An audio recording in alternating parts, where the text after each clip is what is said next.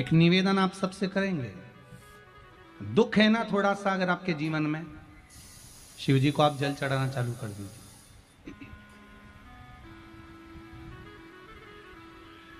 शंकर भगवान को आप जल चढ़ाना प्रारंभ कर दो। अगर दुख है ना जीवन में, शिव जी को जल चढ़ाना प्रारंभ कर दो। और एक निवेदन और करेंगे, अगर दुख समाप्त ही नहीं हो रहा है, कोई बीमारी एक पूरी होती है दूसरी लग जाती है, दूसरी बीमारी पूरी होती है तीसरी लग जाती है, तीसरी बीमारी पूरी होती है चौथी लग जाती है, कुछ प्रॉब्लम चली रही है, तो एक जल के पात्र में जल लीजिए, कलश लोटा पानी का भर लीजिए और उस पात्र में चावल के 2 दाने डाल लीजिए, अक्षत के 2 दाने डालिए। घर में से लेकर जाओ, थोड़ा सा जल बेलपत्री के वृक्ष के नीचे डाल दीजिए, थोड़ा सा जल पीपल के वृक्ष के नीचे डाल दीजिए और थोड़ा सा जल या तो आंवले का पेड़ मिल जाए या शमी का वृक्ष मिल जाए, शमी का वृक्ष मिले या आंवले का वृक्ष मिले, उसके नीचे डाल दीजिए। 3 जगह पर अगर कोई बीमारी ऐसी हो गई कि वो समाप्त नहीं हो रही, बड़ी बड़ी तकलीफ, मतलब एक बार दवाई अगर चालू हो गई तो दवाई बंद ही नहीं हो रही है, तो उसके लिए आपको 3 जगह पर जल चढ़ाना प्रारंभ कर दो। मात्र 1 हफ्ते से ज्यादा चढ़ाना भी नहीं पड़ेगा। जैसे 1 हफ्ते आप टेबलेट लेते हो, गोली लेते हो, 1 हफ्ते चढ़ाना प्रारंभ कर दो। सबसे पहले बेलपत्री के पेड़ के नीचे क्या करना है, जल का पात्र लेना है, उसमें 2 दाने चावल के डालना, 2 दाने अक्षत के डालिए। पहले बेलपत्री के पेड़ के नीचे जाओ, वहां जल चढ़ाओ, फिर जाइए पीपल के वृक्ष के नीचे, वहां जल चढ़ाइए, आखिरी में या तो शमी के नीचे या फिर आंवले के नीचे, इन दोनों में से कोई एक वृक्ष जिसके नीचे। पर 1 हफ्ते अगर आपने आंवले में चढ़ाया है तो आंवले में ही चढ़ाना, शमी में चढ़ाया है तो शमी में चढ़ाना है। ये बदल के मत चढ़ाना कि आज मैं शमी में चढ़ा देती हूँ कल आंवले में चढ़ा दूंगी, ऐसा नहीं। कितना सुंदर कहा है। जब जिंदगी बहुत संघर्ष में चल रही हो, बहुत दुख का जीवन चल रहा हो, बहुत कष्ट का जीवन चल रहा हो, बहुत कष्टमय जीवन चल रहा हो, तब शमी के 5 पत्ते, शमी के 5 पत्ते, एक दुर्वा के साथ, एक अक्षत चावल का 1 दाना, वो भी हल्दी में भिंगोया हुआ हो या केसर में भिंगोया हुआ हो, शमी पत्र 5, 1 दुर्वा, 1 चावल का दाना, जो दिल से हृदय से बेलपत्री के वृक्ष के नीचे पार्थिव लिंग का निर्माण कर कर मट्टी का शिवलिंग बनाकर प्रदोष काल में, मतलब शाम के समय पर शिवलिंग बनाकर उस पे जल चढ़ाकर, जो ये 5 शमी का पत्र, 1 दुर्वा और 1 चावल का दाना, अपनी कामना कर कर जो दुख चल रहा है बाबा से विनय कर कर 1-1 पत्ता जब समर्पित कर दे, फिर 1 दुर्वा समर्पित कर दे, फिर 1 चावल का दाना समर्पित कर दे और बाबा का वहीं पर पुनः विसर्जन कर दे। 3 महीना तो जाने दो, 15 दिन के अंदर वो दुख कटता जरूर है, चाहे कोई भी दुख, किसी भी तरह का दुख क्यों नहीं। 1 बेलपत्र के वृक्ष की परिक्रमा करने वाले को हजारों अश्वमेध यज्ञ का फल प्राप्त हो जाता है, हजारों अश्वमेध यज्ञ का फल प्राप्त हो जाता है। उसी तरह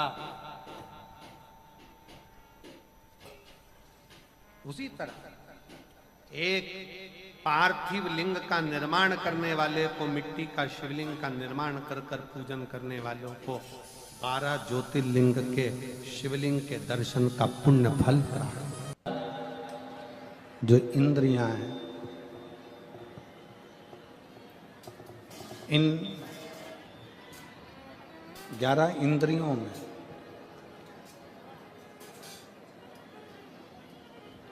केवल एक भगवान शिव की अविरल भक्ति धारण करने के लिए ये इंद्रियां आप और हमको मिली, चाहे वो ज्ञान इंद्री हो, चाहे वो कर्म इंद्री हो, चाहे वो मन। कोई कह रहा था कि गुरुजी, शंकर जी के मंदिर में जाने से, भगवान शंकर के मंदिर में पहुंचने से, जाने से क्या हमारा दुख कट जाता है? किसी ने पूछा कि शिव मंदिर में जाने से क्या हमारा दुख कट जाता है? शिव महापुराण में षडानंद कार्तिकेय और भगवान श्री गणेश जी का एक संवाद है। श्री गणेश जी महाराज कार्तिकेय बाबा से एक प्रश्न कर दिए। कार्तिकेय बाबा गणेश जी के प्रश्न को सुनकर, गणेश जी के संवाद को सुनकर तुरंत उत्तर देते हैं। भगवान कार्तिकेय जी के सम्मुख में गणेश जी महाराज का एक सुंदर सा संवाद है, बड़ा सुंदर संवाद, कि मान लो हमने सुना है कि गणेश जी कह रहे हैं कार्तिकेय जी से कि कोई शिवालय में जाए तब उसका दुख कटता है, कोई शिव जी के मंदिर पहुँचे तब उसका दुख कटता है, कोई शंकर भगवान की चौखट पर जाए, भगवान शंकर के द्वार पर जाए तब दुख कटता है। षडानंद कार्तिकेय जी कहते हैं गणेश जी से कि आप मंदिर तक पहुँचे ना पहुँचे, पर यदि आपके मन में शंकर के मंदिर जाने का केवल भाव प्रकट हो जाता है तो समझ लो कि आपका दुख कटना प्रारंभ हो जाता है। आप मंदिर में पहुंचे ना पहुंचे, आप मंदिर तक गए ना गए, आप शिव मंदिर तक पहुंचे कि ना पहुंचे वो मूल है। पर आपके मन में जब, जिस समय पर आपके मन में भाव प्रकट हो जाता है, जिस समय पर आपके मन में ये उत्पन्न हो जाता है कि मुझे शंकर के मंदिर में जाकर एक लोटा जल चढ़ाना, मुझे शिव जी की चौखट तक जाना, जैसे हमारे मन में जब भाव उत्पन्न होता है, हमारे मन में कोई भगवान की अविरल भक्ति का, दर्शन का, पूजन का, जल का, कथा का जब भाव उत्पन्न होता है तो उसको पूर्ण करने वाले आप नहीं होते, उसको पूर्ण करने वाला तो देवाधिदेव महादेव स्वयं होता है। आपकी कामना क्या है?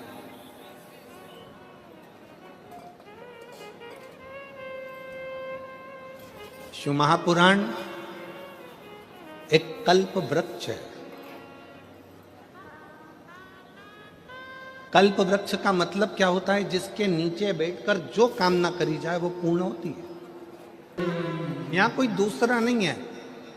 शिव महापुराण पंडाल, शिव महापुराण जिस भूमि पर होता है 7 दिन वो भूमि तुम पंडाल में जगह नहीं मिले, हमने पहले भी कथाओं में कहा, अपने साथ में लेकर चला करो एक छाता, 2 पानी की बोतल, एक बिछाने का और एक ओढ़ने का। 2 पानी की बोतल किसके लिए? एक अपने लिए, एक अपनी अड़ोसन पड़ोसन पीछे वाली धड़ोसन के लिए। उसके अपन किसी को कुछ नहीं दे सकते, अपनी पड़ोसन को थोड़ा सा पानी तो पिला सकते हैं। पंडाल में किसी का मुख झूठा करा देना, समझ लेना कि भोलेनाथ ने तुम्हारा भंडार खोलना प्रारंभ कर दिया। किसी का मुख झूठा करा देना, एक जरा सी टॉफी खिला दी, कोई ने बिस्कुट खिला दिया, कोई ने कोई सामान घर से बना कर लिया है, कई लोग पूड़ी लाते हैं, कोई चाय पिलाता है, कोई कॉफी पिलाता है, कोई दूध पिलाता है, कोई सामग्री लाता है, रात दिन लोग सेवा करते। ये शिव महापुराण का पंडाल नहीं, ये कुबेरेश्वर बाबा का कल्प वृक्ष है, जिस वृक्ष के नीचे बैठकर जो मांगा जाता है वो प्राप्त हो जाए, वो प्राप्त हो। आप सब बैठकर जो भगवान शंकर की अविरल भक्ति करते हो, भजन करते हो, स्मरण करते हो, कीर्तन करते हो, ये उसका रास्ता। किस रूप में शिव यहाँ आते हैं, किस रूप में भोलेनाथ यहाँ बैठकर कथा का रस तत्व ग्रहण करते हैं, किस रूप में भगवान शंकर कथा का वाचन करते हैं, किस रूप में भगवान शंकर कथा करवाते हैं, ये वही जान सकते। शिव कथा कर रही है। कनक कुंडला, रत्नभद्र, यक्ष दोनों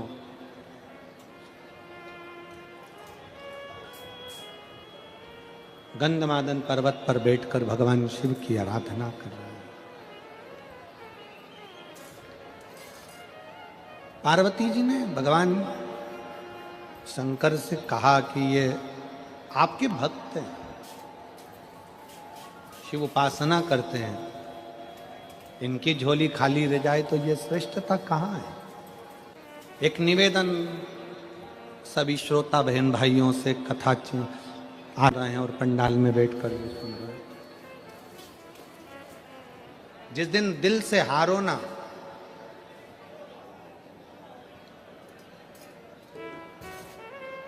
थोड़ी तकलीफों में अगर घिर जाओ, तकलीफें आ जाएं, कष्ट आ जाए, तकलीफें जिस दिन तुम्हारे भीतर बहुत ज्यादा मात्रा में आ जाए, उस दिन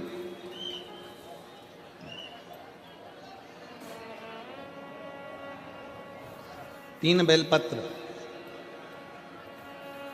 एक बेलपत्र में पीला चंदन, बीच वाली पत्ती। जिस दिन तुम्हें लगे कि मैं बहुत दुखी चल रही हूं और मेरा काम हो ही नहीं रहा, बहुत तकलीफ की जिंदगी चल रही है, कोई हाथ पकड़ने वाला नहीं है, कोई संभालने वाला नहीं है और बहुत तकलीफ हो रही, बहुत तकलीफ। उस समय पर एक बेलपत्री के बीच वाली पत्ती पर पीला चंदन, दूसरी पत्ती पर लाल चंदन और तीसरी पत्ती पर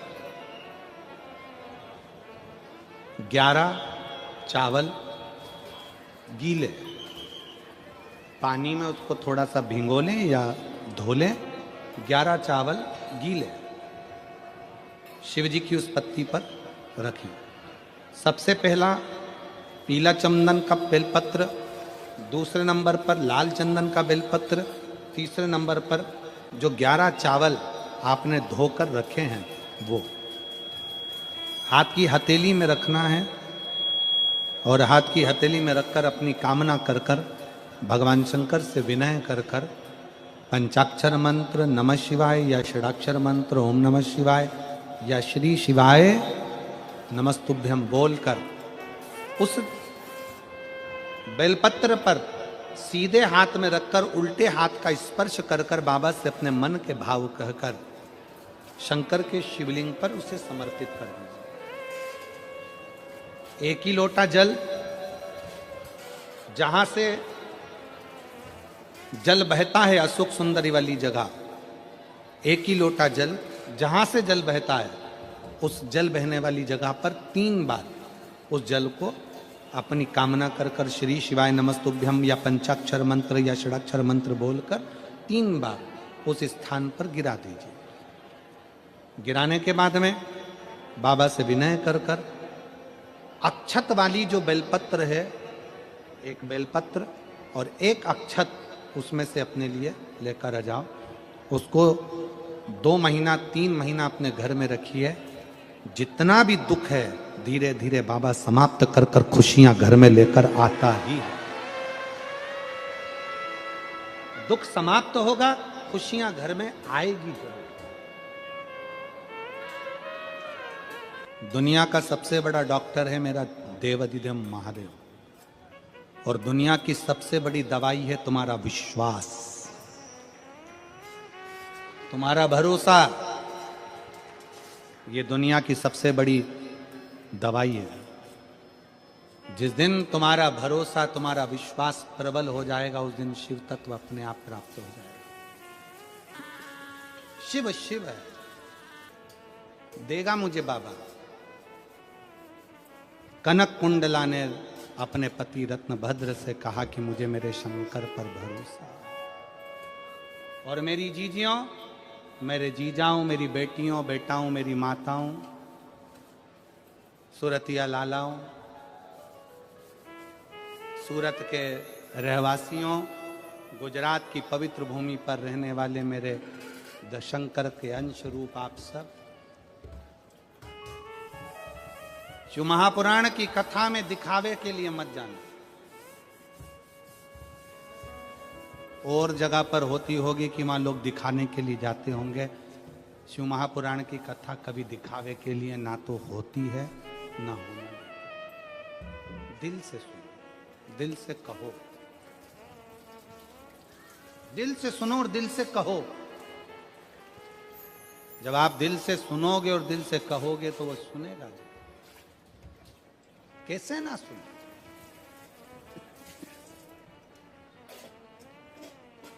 शिव कथा कह रही है, कनक कुंडला रत्न भद्र तप में लग गए शंकर भगवान से पार्वती जी ने कहा इसको कुछ देव।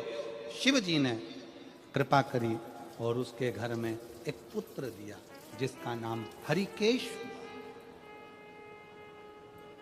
उस पुत्र का नाम था हरिकेश। हरिकेश बाल्यवस्था से भगवान शंकर की भक्ति में लग गया, भगवान शंकर की आराधना में लग गया। मिट्टी इकट्ठी करना, लिंग बनाना, पूजन करना, आराधना करना, ये हमारे घर के बच्चों के संस्कार।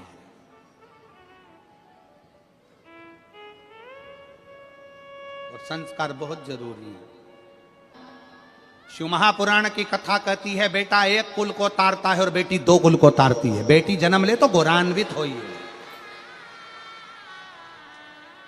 बेटी जन्म ले तो गौरान्वित हुई है, बेटी दो कुल को तारती।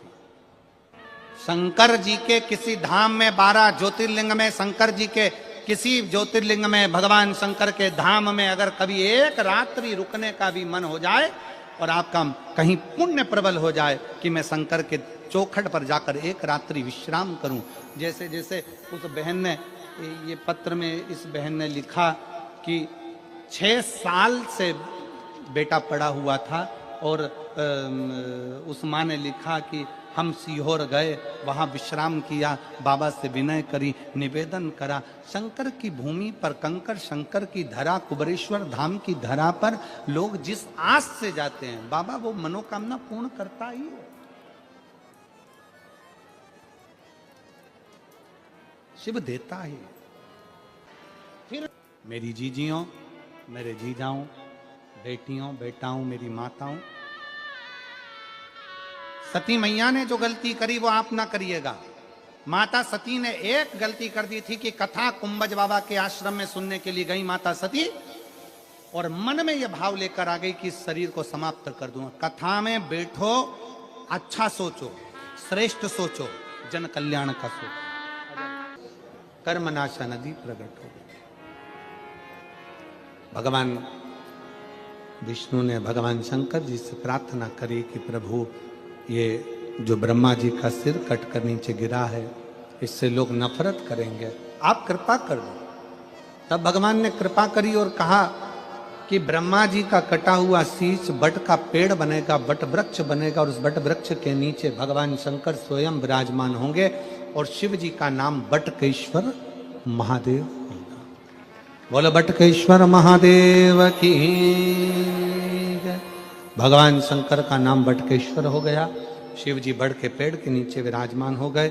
शिव महापुराण की कथा कहती है कि जीवन में बटकेश्वर महादेव का स्मरण, कभी मान लो कोई पैसा लेकर चले गया, कोई तुम्हारा धन लेकर चले गया, कहीं से पैसा नहीं आ रहा है, गया हुआ धन रुक गया है, तो भगवान शंकर को एक लोटा जल बटकेश्वर महादेव के नाम से समर्पित करें। भगवान शिव जी को एक लोटा जल बटकेश्वर महादेव के नाम से समर्पित करें और उनसे प्रार्थना करें, निवेदन करें। शिव स्वीकारेगा जरूर। चढ़ाओ एक लोटा जल। कभी कभी अगर ऐसा लगे जीवन में कि दुख बहुत ज्यादा आ गया है, बहुत तकलीफ आ गई है, तो लाल चंदन को घिसकर उस लाल चंदन का लेपन भगवान शंकर पर कर कर फिर पानी चढ़ाओ। अगर कोई संकट भारी है और नहीं कट रहा, जैसे किसी नारी का गर्भ नहीं ठहर रहा, 15 साल हो गए, 20 साल हो गए, 25 साल, जैसे इसने लिखा एक माता ने कि 18 साल की बेटी हो गई थी पर संतान में पुत्र नहीं, तो उसने भाव से कथा सुनी। ऐसे आपके भीतर अगर 20 साल हो गए, 25 साल हो गए, 30 साल हो गए, संतान का सुख ही नहीं है, लाल चंदन का लेपन बाबा भोलेनाथ पर करना प्रारंभ करो। पीठिका पर लाल चंदन का लेपन करना प्रारंभ करो। लाल चंदन से बाबा का श्रृंगार करना प्रारंभ करो। एक बेलपत्री पर लाल चंदन, दोनों पत्ती नीचे वाली, जो नीचे की जो 2 पत्ती होती है, इस पे लाल चंदन, और बीच वाली पत्ती पर पीला चंदन लगाकर बाबा के शिवलिंग को समर्पित करिए। बाबा से प्रार्थना करिए, रोज प्रार्थना करो। परंतु एक बात का स्मरण रहे, 25 साल हो गए, 20 साल हो गए, 30 साल हो गए, संतान नहीं, तो पहले जल से अभिषेक कराना। अभिषेक कराकर उस जल का आचमन करने के बाद हाथ को खासा करना, धोना। उसके बाद में फिर वापस बाबा का स्नान कराओ, फिर चंदन का लेपन कराओ, फिर 1 लोटा जल चढ़ाकर बाबा का स्नान कराओ। बाबा का बड़ा सुंदर भाव से लाल चंदन से जो अभिषेक करता है, बाबा को लेपन कर कर फिर जल चढ़ समर्पित करता है, निश्चित है उसकी गोदी मेरा देव अधिदेव महादेव जरूर भरता है।